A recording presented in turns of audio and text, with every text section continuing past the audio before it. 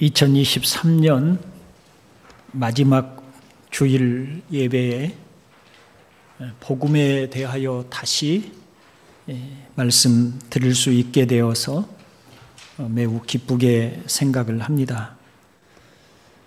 1년에 이처럼 마지막 날이 있듯이 우리의 삶이 끝나는 날이 있게 마련이고, 그날에 우리는 예외 없이 모두가 하나님의 심판대 앞에 서게 될 것입니다.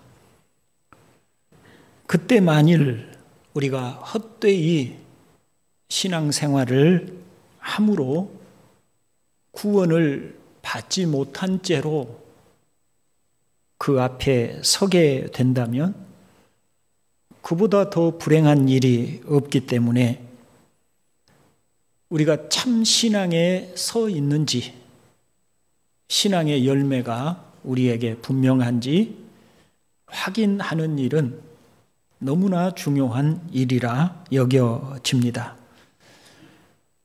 올 한 해 동안도 우리 교우들 가운데 정말 눈물겹도록 주님의 교회를 열심히 섬겨오신 여러 분들이 계십니다. 이렇게 어떤 분들이 평생을 주님의 교회를 위해서 많은 것을 희생하며 섬겼는데 마지막 날에 자신의 그 모든 수고가 사실은 주님과는 아무런 상관이 없는 일이었음이 밝혀진다면 그날의 우리의 수고와 우리의 노력들은 어떤 보상도 받지 못할 것입니다. 그러니 근본이 중요합니다. 주님께서 마태복음 7장 22절로 23절에 하신 말씀을 우리는 익히 잘 알고 있습니다. 같이 한번 읽어볼까요?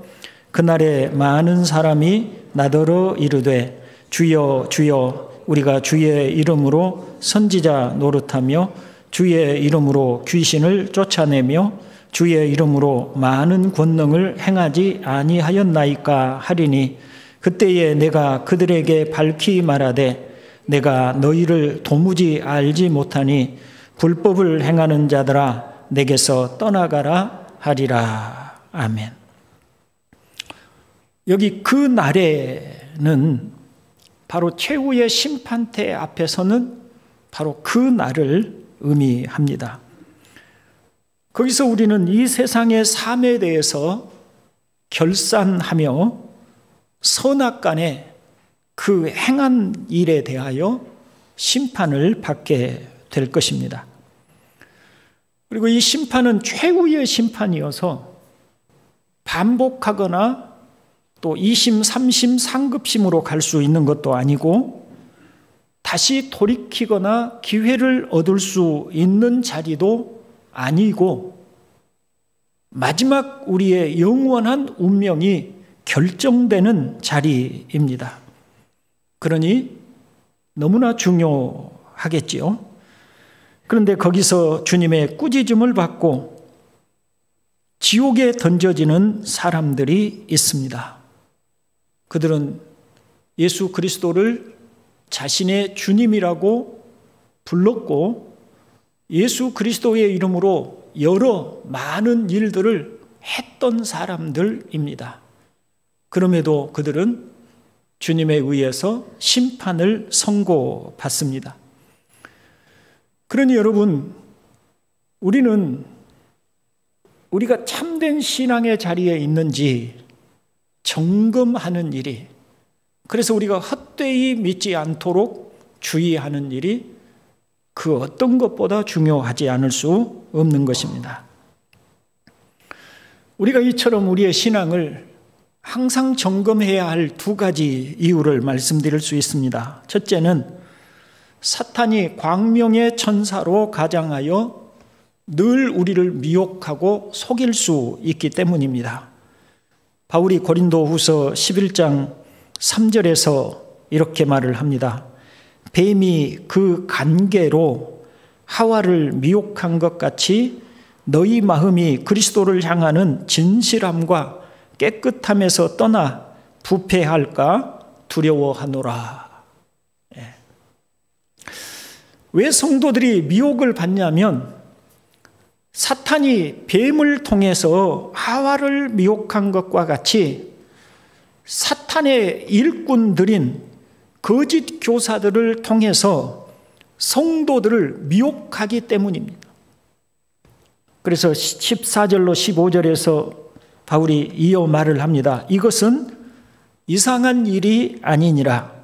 사탄도 자기를 광명의 천사로 가장하나니 그러므로 사탄의 일꾼들도 자기를 의의 일꾼으로 가장하는 것이 또한 대단한 일이 아니니라고 합니다. 정말 죄송스러운 얘기지만 목사가 다 의의 일꾼은 아닙니다. 하나님의 말씀을 전하고 가르치는 자리에 있다고 하여 모두가 다 진실한 하나님의 종들이 아닙니다. 사탄의 일꾼들이 너무나 많습니다. 사탄의 일꾼들이 자기를 의의 일꾼으로, 하나님의 일꾼으로 가장하여서 성도들을 미혹하는 일이 허다하기 때문에 우리는 우리의 신앙을, 우리의 가르침이 올바른지를 잘 점검해 보아야만 하는 것입니다. 다음으로 사람은 자기 자신조차 스스로 속일 수 있는 죄로 부패한 존재들이기 때문에 자기 자신이 헛된 확신, 헛된 희망, 헛된 그 신앙의 자리에 있는지를 점검해 볼 필요가 있다는 것입니다. 사도의 말을 다시 들어봅니다. 여러분은 자기가 믿음 안에 있는지를 스스로 시험해 보고 스스로 검증해 보십시오. 여러분은 예수 그리스도께서 여러분 안에 계시다는 것을 알지 못합니까? 모른다면 여러분은 실격자입니다. 라고 하였습니다. 앞에 마태복음 7장의 거짓 선지자들 또한 자신들이 주님의 종이라는 확신을 가졌기 때문에 최후의 심판대 앞에 서는 그날에도 그 자리에서도 예수님을 향해서 주여 주여라고 자신들의 한 일을 자랑하였습니다. 그러나 주님은 그들에게 불법을 행하였다고 꾸짖으시며 그들을 영원한 지옥에 던져 넣으셨습니다. 여러분, 한 해의 마지막 날에 우리 생이 끝나는 날 하나님의 심판대 앞에 서는 그 날을 상기해 보며 우리의 신앙을 점검해 보는 일은 정말 중요한 일이라고 말할 수 있겠습니다. 오늘 우리의 열매를 따라 다시 한번 우리의 신앙을 점검하는 시간을 가질 수 있기를 소망합니다. 오늘 말씀을 따라 말한다면 골로새에 있는 성도들, 곧 그리스도 안에 있는 신실한 형제들이라고 하는 바로 이 짤막한 구절을 통해서 우리의 신앙을 점검해 볼 수가 있겠습니다. 먼저 성도들이라고 하는 표현에 대하여 말씀드리겠습니다. 본문의 골로새에 있는 성도들에서 성도라고 하는 단어는 거룩한 것, 신에 의해서 구별된 것, 그것들을 의미하는 단어입니다. 성막을 우리가 연상해 보면 그 성막 안에 여러 기구들이 있습니다. 그것들을 사람들이 일반적으로 사용하는 철이나 혹은 노시나 이러한 것들을 재질을 가지고 만듭니다. 그리고 만들고 난 후에 거기에 기름을 부어서 구별시킵니다. 이제 기름을 부어서 구별된 그 성막의 기구들은 거룩하게 구별됩니다. 그것은 이제는 세속적인 일을 위해서는 쓸 수 없도록 오직 하나님께만 쓰여지도록 구별된 것들입니다. 바로 그 구별됨이 성도라고 하는 표현으로 말할 수 있는 것입니다.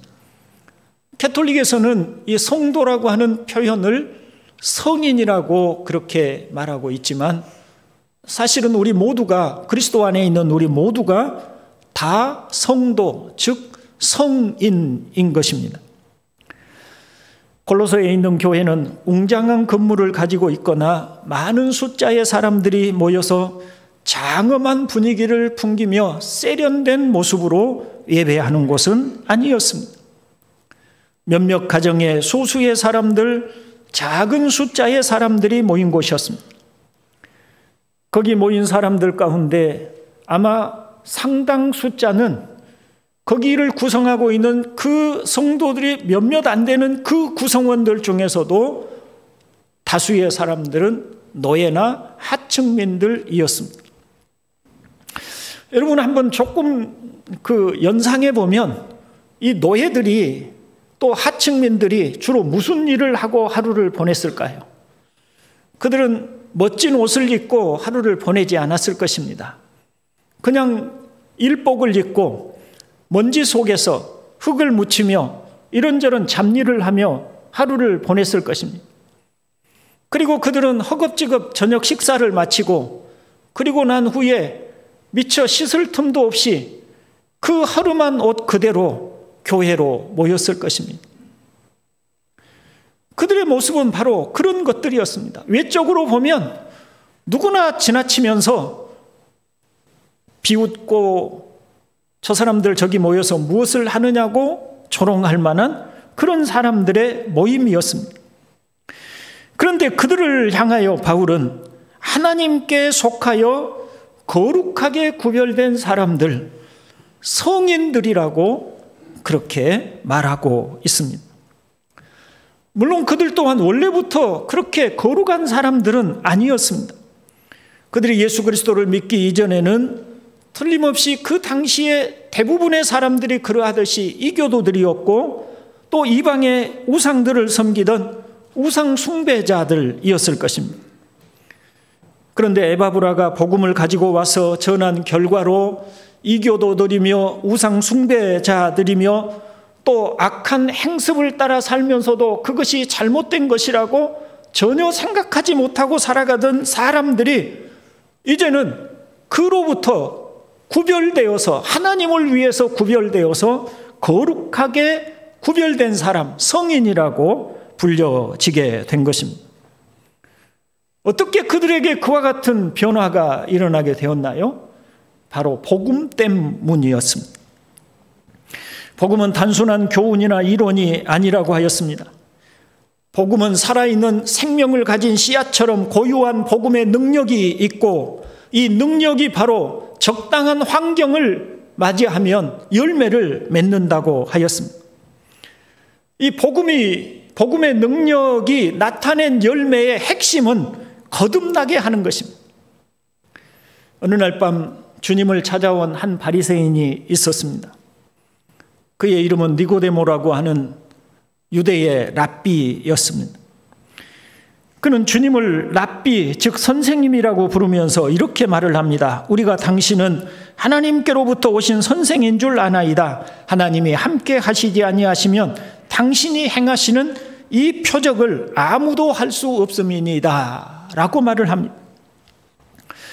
그런데 주님은 그 니고데모가 전혀 예상할 수 없는 말씀을 갑작스럽게 하셨습니다.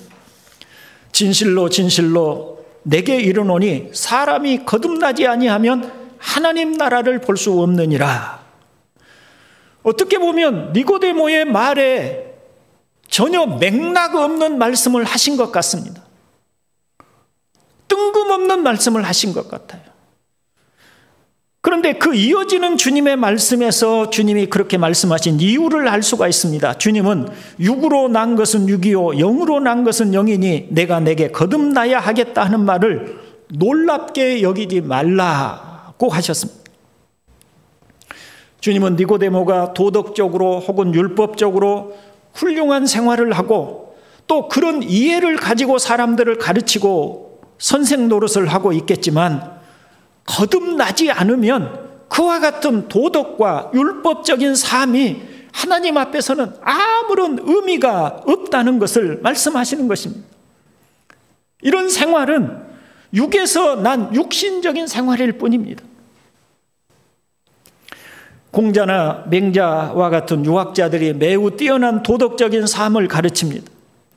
그들의 생활 방식이나 삶의 태도는 우리와는 비교할 수 없는 수준 높은 것일 수도 있습니다. 그러나 그들은 하나님 나라와는 아무런 상관이 없는 사람들입니다. 그렇듯이 니고데모가 말하고 가르쳐 왔던 삶이 아무리 하나님이 주신 율법을 가지고 가르치고 또 그 율법을 토대로 해서 살아왔던 삶이라고 할지라도 근본이 공자나 맹자와 같은 육신에서 나온 것이므로 하나님 나라와는 아무런 상관이 없다는 이야기를 하고 계시는 것입니다. 복음만이 우리를 거듭나게 하십니다. 거듭남이라고 하는 것은 무엇입니까? 새로 태어남입니다. 바울이 고린도후서 5장 17절에서 그런즉 누구든지 그리스도 안에 있으면 새로운 피조물이라 이전 것은 지나갔으니 보라 새 것이 되었도다 라고 합니다. 새로운 피조물입니다. 새로 지어진 것입니다. 새 존재입니다. 처녀 마리아의 몸에 성령이 임하셨습니다. 그리고 성령의 임하심의 결과로 예수 그리스도가 잉태되셨습니다. 새 생명이 그 마리아의 몸속에 생겨나기 시작한 거죠. 생겨났던 것이죠. 그렇듯이 똑같은 육신을 가지고 있는 우리 안에 말씀이 들어와서 그 말씀이 역사를 나타내어서 우리를 새로 우리 안에 예수 그리스도의 생명이 마리아의 몸에 존재하게 된 것처럼 우리 안에 새로운 생명이 탄생하게 하신 것입니다. 존재하게 하신 것입니다. 마리아의 몸에 있는 예수 그리스도가 10달이 되어서 그 생명의 실체가 되어 밖으로 출산하여 태어났듯이 우리 안에 있는 이 새 생명, 새로운 피조물, 이 새 존재가 우리에게서 점차로 그 형체와 모습을 드러내게 마련입니다. 그게 이제 거듭남의 증거들인 것이죠. 베드로의 말을 들어보면 베드로전서 1장 23절에 너희가 거듭난 것은 썩어질 씨로 된 것이 아니요 썩지 아니할 씨로 된 것이니 살아있고 항상 있는 하나님의 말씀으로 되었느니라 고 말씀을 하여서 거듭난 것이 무엇으로 되었다고요? 하나님의 말씀으로 되었다고 하고 이어서 말하기를 25절에서 너희에게 전한 복음이 곧 이 말씀이니라 고 그렇게 합니다. 복음으로 말미암아서 거듭나게 되었다라고 하는 것이죠. 자, 그러면 이 새로운 생명이 우리에게 탄생한 것인지 복음의 능력이 우리 안에 역사해서 우리가 정말 새로운 생명으로 거듭나게 된 것인지 어떻게 알 수 있는가? 바울이 고린도에 보낸 첫 번째 편지 고린도전서에서 그 설명을 들을 수 있습니다. 먼저 2장 9절로 10절 같이 한번 읽어봅니다. 기록된 바 하나님이 자기를 사랑하는 자들을 위하여 예비하신 모든 것은 눈으로 보지 못하고 귀로 듣지 못하고 사람의 마음으로 생각하지도 못하였다 함과 같으니라. 오직 하나님이 성령으로 이것을 우리에게 보이셨으니 성령이 모든 것 곧 하나님의 깊은 것까지도 통달하시느니라고 합니다. 그러니까 하나님이 자기 자녀들을 위해서 예비하신 모든 것, 예비하신 것이 무엇입니까? 구원이라든지 복음이라든지 천국이라든지 지옥이라든지 하나님의 자녀의 신분이라든지 성령의 은혜와 같은 이런 영적인 일들을 육신으로는 이해할 수 없다. 이런 영적인 일들이 육신으로는 이해되거나 깨달아지거나 받아들여지는 것이 아니다. 오직 성령만이, 성령으로 거듭난 사람만이 이런 영적인 일들을 보여주시기 때문에 성령으로 거듭난 사람만이 보고 알게 되는 것입니다. 그래서 고린도전서 2장 14절에 보면 육에 속한 사람은 하나님의 성령의 일들을 받지 아니하나니 이는 그것들이 그에게는 어리석게 보이며 또 그는 그것들을 알 수도 없나니 그러한 일은 영적으로 분별되기 때문이라고 말씀을 합니다. 예를 들어 보면 이렇습니다.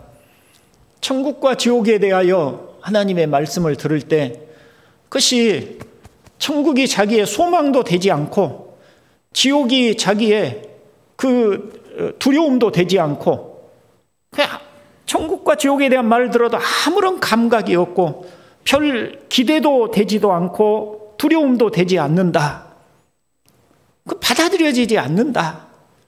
그것은 성령이 그 마음 안에 거듭나게 하셔서 영적인 일들을 보게 하실 때 볼 수 있는 것인데 그걸 볼 수가 없으니까 아무런 느낌이 없는 것이. 심판에 대해서 말씀할 때에도 전혀 두려움이 되지 않는 거예요.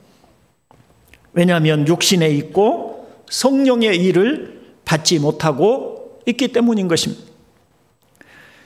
복음을 듣고 그리스도인이 된다는 것은 지금까지 자신이 살아온 삶에 무엇인가를 보태는 것이 아님을 알아야 합니다. 원래에 있는 나는 그대로 있고 뭔가 거기에 새 옷을 입어서 나를 이모저모로 치장하고 바꾸듯이 그렇게 조금씩 나를 이렇게 그 외모를 바꾸는 것처럼 외적인 생활 방식들이 달라지는 것이 아닙니다.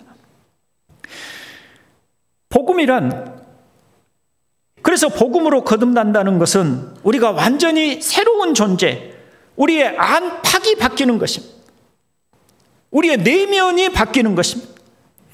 원래 우리는 변할 수 없는 존재들이라고 합니다. 하나님께서 에레미야 13장에서 말씀하시기를 구수인이 그의 피부를 표범이 그의 반점을 변하게 할 수 있느냐? 할 수 있을진데 악에 익숙한 너희도 선을 행할 수 있으리라. 이렇게 말씀을 하셔서 사람이란 변할 수 없는 존재라는 것을 말씀을 하세요. 사람은 자신의 결심이나 의지로 변할 수 없는 존재입니다.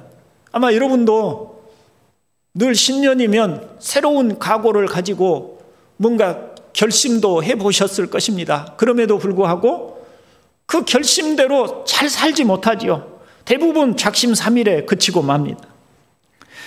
그런데 새로운 피조물이 되면 뭔가 결심하지 않아도 우리 안에 내면이 달라졌기 때문에 우리 내면에 내면이 새로운 존재로 변화되었기 때문에 원래 우리가 속에 있는 것이 밖으로 드러나고 행동으로 나타나는 것이므로 뭔가 결심하지 않아도 우리 속 사람이 변화되므로 우리가 새로운 삶의 방식을 살게 되는 것입니다. 그게 거듭남인 것입니다. 그 변화의 첫 번째가 죄를 미워하게 되는 것으로 나타납니다. 과거에는 아무런 느낌이나 상관이 없었지만 거듭나고 난 후에는 소소한 잘못이라도 그것이 양심의 가책으로 느껴지고 행동에 제약이 생기고 더 이상 죄를 짓고 사는 삶이 혐오스러워집니다. 그러므로 끊임없이 죄와 싸우고 죄를 멀리하려고 합니다. 이것은 제가 율법을 따라 사는 행위를 말하고자 하는 것이 아닙니다. 내면이 달라지니까 선호하는 기호가 달라졌다는 이야기를 하는 것입니다. 과거에 좋아하고 대수롭지 않게 생각했던 것들이 이제는 내 속이 달라지니까, 내 내면이 달라지니까 이것이 불편하게 느껴지고 이게 싫어지고 본질적으로 미워하게 되는 그런 변화가 우리 안에 일어났다는 것을 얘기를 하는 거예요. 다음으로 새로운 피조물이 되면 하나님에 관한 모든 일들이 믿어지고 받아들여지게 되는 것입니다. 여러분 안에 이런 변화가 일어났습니까? 복음으로 말미암아 변하여 하나님을 사랑하고 사모하며 말씀 듣는 것이 즐겁다면 그것이 바로 거듭났다는 증거인 줄을 믿으시기를 바랍니다. 이제 거듭남의 증거에 관하여 조금 더 자세하게 나누어 말씀을 드리겠습니다. 여러분이 정말 거듭났다면, 거듭난 생명을 가지고 있다면 어떤 변화가 그 거듭난 여러분 안에 있는 새 생명이, 여러분의 내적 변화를 일으킨 그 새 생명이 어떻게 여러분을 변화시키냐면, 첫 번째는 하나님을 향한 태도의 변화가 일어나게 됩니다. 죄인은 본능적으로 하나님을 싫어합니다. 미워하는 본성을 가지고 있습니다. 육신에 속한 생각은 하나님께 품는 적대감이라고 로마서 8장 7절에서 말씀하고 있습니다. 이 골로새서 1장 21절로 22절에서도 전에 악한 행실로 멀리 떠나 마음으로 원수가 되었던 너희를, 누구와 원수가 되었어요? 하나님과 원수가 되었어요. 원수는 마음속에 생각만 해도 어때요? 친밀감이 아니라 증오스럽고 미움의 대상이죠. 원수가 되었던 너희를 이제는 그의 육체의 죽음으로 말미암아 화목하게 하사. 그 모든 원수 관계가 정산이 되고 화목한 관계가 되었다는 것을 이야기를 합니다. 하나님을 향한 태도의 변화가 일어나게 된 거죠. 전에는 자기 나름의 야망을 가지고 살았습니다. 그리고 그런 야망을 가지고 사는 것에 아무런 잘못이라고 생각하지 않았습니다. 모든 사람이 다 그렇게 살고 있고 또 그렇게 사는 것이 사람이 사는 당연한 일이라고 생각을 하고, 오히려 야망 없이 사는 사람들은 무기력하다고, 무능하다고 그렇게 생각을 했습니다. 그러다가 좌절하게 되면 하나님을 원망합니다. 억울하게 생각되고 하나님께 대한 불평이 터져 나옵니다. 하나님께 대해서 적대감을 갖는 사람들의 모습을 한번 생각해 보십시오. 교회에 나와서 앉아 있어도 하나님이 하시는 모든 일에 불평이 있습니다. 전쟁이 일어나는 그런 참혹한 이야기를 듣고 계속 하나님에 대한 불편한 감정이 있으니까, 도대체 하나님이 천지를 창조하시고 이 세상을 통치하신다는데 왜 저기는 저렇게 많은 사람들이 죽어나가고 전쟁이 일어나는가 하고 자꾸 책임을 누구에게 돌려요? 하나님께 돌리려는 태도가 표현하지 않아도 그 마음속에 있어요. 어떤 자신이 괴로움을 겪고 인생의 어떤 시련에 직면하게 되면 자꾸 하나님은 나를 왜 이렇게 힘들게 하시냐고, 왜 내 인생을 좌절시키냐고 하나님께 대한 뭔가 할 수 없는 반감과 그런 불편한 심정들을 자꾸 노출을 시킵니다. 그런데 거듭나게 되면 그 태도가 달라집니다. 마음이 달라져요. 그래서 하나님께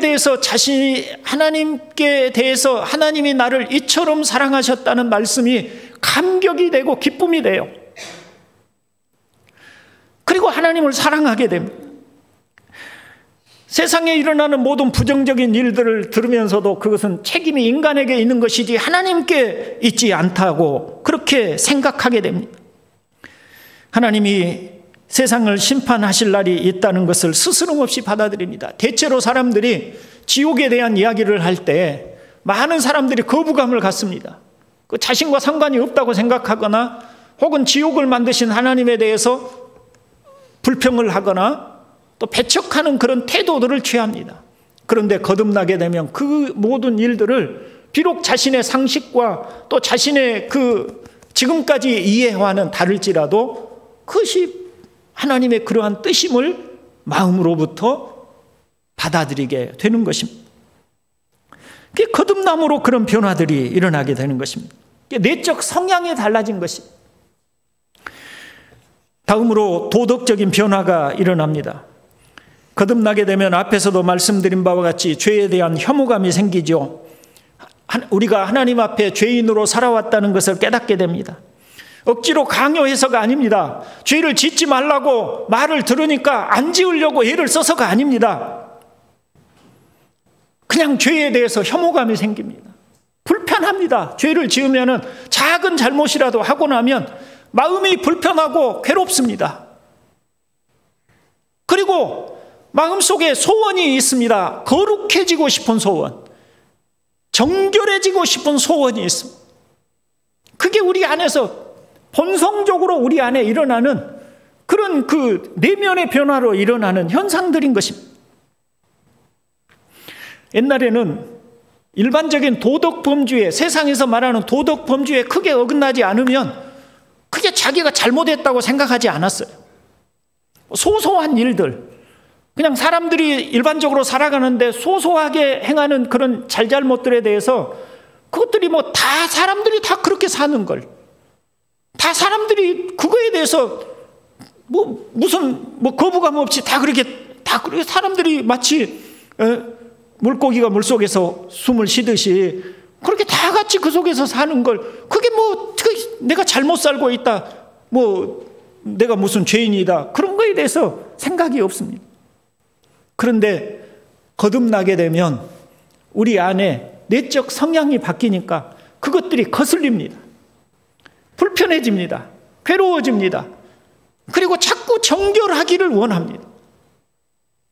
이것은 잘 이해하십시오. 도덕적으로 율법적으로 뭘 얼마나 지켰냐, 얼마나 그 율법의 말씀을 따라서 순종하고 살았냐, 그게 아니에요. 무슨 말인지 이해되시나요? 내적 성향이 바뀌니까 싫어하는 것과 좋아하는 것이 달라지게 되었다는 이야기인 것입니다. 우리는 얼마든지 잘못할 수 있습니다. 아니, 잘못하고 살아갑니다. 많은 허물이 있습니다. 실수합니다. 넘어집니다. 그러나 거기에 계속 머물려고 하지 않습니다. 그걸 자연스럽게 받아들이지 않아요. 이것은 반드시 나에게서 없어져야 할 것이고 내가 이기고 극복해내야 될 것이라고 생각을 하지, 거기에 머무르고 싶은 마음이 없어요. 왜냐하면 그것은 누가 그렇게 하면 죄입니다 말해서가 아닙니다. 우리 안에 내적 성향이 바뀌었기 때문에 그런 것입니다. 요한일서 3장 9절에 하나님께로부터 난 자마다 죄를 짓지 아니하나니 이는 하나님의 씨가 그 속에 거함이요 그도 범죄하지 못하는 것은 하나님께로부터 났음이라고 합니다. 이 말씀이 아예 죄를 안 짓고 산다는 이야기가 아니라 계속 죄에 머무르는 것, 습관적으로 죄를 짓는 것을 하지 않는다는 것을 말씀하고 있는 것입니다. 세 번째로 사람과의 관계에 새로운 변화가 일어납니다. 본문의 성도들 곧 그리스도 안에서 신실한 형제들에게 편지하노니라고 합니다. 자, 저를 한번 보십시오. 아까 앞에 제가 골로새 교회에 대한 설명을 드렸습니다. 거기에는 빌레몬처럼 종들을 부리고 경제적으로 조금 넉넉하고 여유 있는 사람도 있습니다. 자, 이런 사람들이 조금 유복하고 넉넉하게 사는 사람들이 나름대로 옷도 세련되게 입고 자기 건강관리나 또 냄새가 나지 않도록 자기 청결함이나 이런 것들을 잘 간수하는 사람들이 땀 냄새 짙게 배이고 하루 종일 그 먼지 속에서 일하고 그냥 온몸에 이런저런 오물들이 묻어있고 그냥 얼굴은 거칠고 그렇게 노예로 그 하루 종일 일하고 밥도 허겁지겁 먹고 그냥 그 예배 자리에 온 사람들이 친밀하고 가깝겠어요? 거부감이 들고 불편하겠어요? 일반적으로는 불편하죠. 그런데 그게 그리스도 안에서 그들을 사랑하고 한 형제로 여겨주는 변화가 일어난 거예요. 사회에서는 그런 사람들하고 같이 상대하는 사람들이 아니에요. 그런데 그 안에서, 교회 안에서 그렇게 사회에서는 같이 어울릴 수 없는 신분의 사람들이 같이 어울려서 그 안에서 사랑하고 서로 고충도 들어주고 서로 마음으로 같이 해주는 거예요. 그런 변화가 일어나요. 그게 성도들이에요. 세상에서는 사회적 신분에 의해서 그들의 구별을 지었지만 그들은 교회 안에서 그리스도 안에서 우리가 한 형제요 같은 그리스도의 피로 구속함을 받은 한 형제임을 아는 것입니다. 그래서 골로새 교회는 그런 사랑이 있었어요. 그래서 오늘 본문에도 보면 2번이나 사랑에 대한 이야기를 하고 있습니다. 그게 성령으로 거듭난 사람들의 변화입니다. 형제 여러분, 저는 이제 우리가 거듭난 그것에 대한 열매를 판단할 몇 가지 시금석을 제시를 했습니다.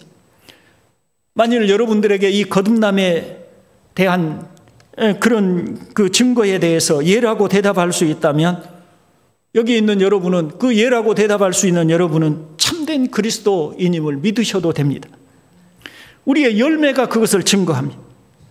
아무리 약하고 아무리 여리고 아무리 잘못을 범하기 쉽고 또 실제로 자주 넘어져도 또 아무리 죄를 범하여도 여러분은 새 생명을 소유하고 있고 거듭났으며 새로워진 영혼을 가지고 있습니다.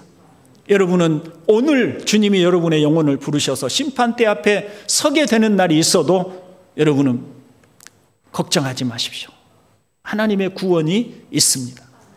여러분의 이름은 생명책에 기록이 되어 있습니다. 그런데 혹시 일에 대해서 자신감이 없고 정말 내가 거듭남의 증거가 내게 있는지 잘 모르겠다 싶은 사람이 있다면 진실하고 정직하게 기도하십시오. 하나님, 제게는 거듭남의 증거가 잘 보이지 않습니다. 그래서 이렇게 기도하십시오. 하나님, 저를 예수 그리스도를 통하여 구원하여 주시고 저의 영혼을 거듭나게 하여 주셔서 새롭게 하여 주십시오. 사실 이런 기도를 할 수 있는 사람은 이미 하나님의 은혜가 그 안에 임한 사람들이에요. 왜냐하면 아까 말씀드린 바와 같이 내적 변화가 이미 그 사람은 하나님의 은혜를 사모하는 사람이 되었기 때문이에요. 이제 말씀을 마칩니다. 한 해가 지나갑니다. 그렇듯이 우리의 생이 다하는 날이 반드시 옵니다. 그때 거듭난 성도는 하나님 아버지의 품으로 갈 것입니다. 그러나 거듭나지 못한 사람들은 심판을 받아 지옥의 불바다에 던져질 것입니다. 여러분은 거듭났습니까? 거듭남의 증거를 가지고 계십니까? 그러시기를 주님의 이름으로 축원을 드립니다. 기도합니다. 하나님, 우리 아버지, 여기 이 자리에 모여있는 이 사람들을 보시옵소서. 우리 구주 예수 그리스도께서 근본 하나님의 본체이시며 하나님의 아들이셨지만 우리를 죄에서 구원하여 영원한 하나님의 자녀로 삼으시고자 이 땅에 오셨고 우리를 대신하여 십자가에서 죽음을 당하셨습니다. 아버지여, 여기 있는 이들을 모두 구원하여 주시옵소서. 거듭난 이들에게는 담대함과 확신을 가지고 살게 하여 주시옵고, 아직 거듭나지 못한 이들은 이 시간에 성령께서 역사해 주셔서 저들을 모두 거듭나게 하여 주시옵고 새로운 피조물이 되게 하여 주시옵고 복음으로 말미암아 구원을 얻게 하여 주시옵소서. 구주 예수 그리스도의 이름으로 기도드리옵나이다. 아멘.